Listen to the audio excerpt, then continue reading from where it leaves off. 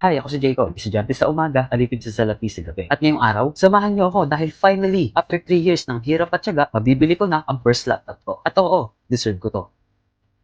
Maaga pa lang, gumalaw na kami para iwas traffic. Sa SM Mega Mall pala ako kukuha ng laptop. Matagal na akong hindi nagtitrend. Kaya naisip ko, what if mag-MRT na lang ako? Nag-start ang alay lakad namin sa SM North papuntang North Avenue Station.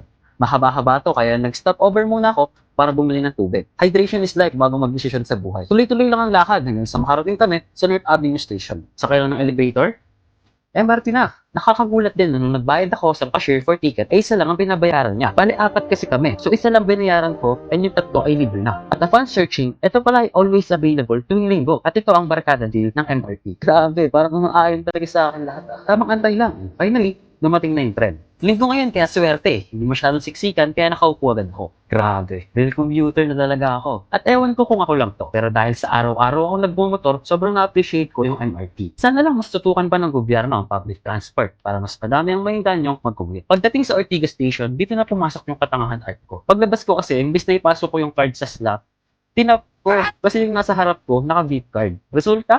Well, mukha akong tanga. Buti na lang kinalipit ako nang nasa likod ko. Shoutout sa iyo, kuya. Kaya naman pinasok ko ng card at dali-dali tumakbo sa kahila. Finally, guys, after ilang nakaraan, nandito na tayo sa Mega Mall. Akit sana ako sa 4th floor cyber zone. Pero guess what?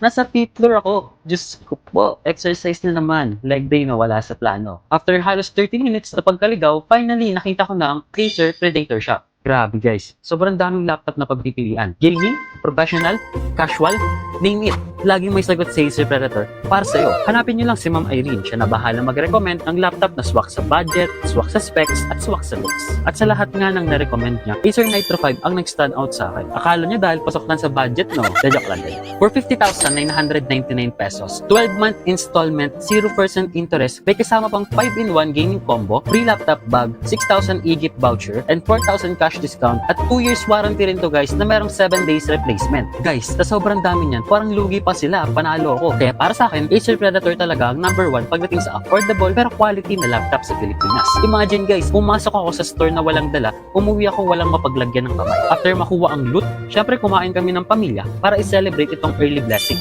At sana itong taon na to ay mapuno ng happiness, wins, at mas marami pang dahilan para mag-thank you.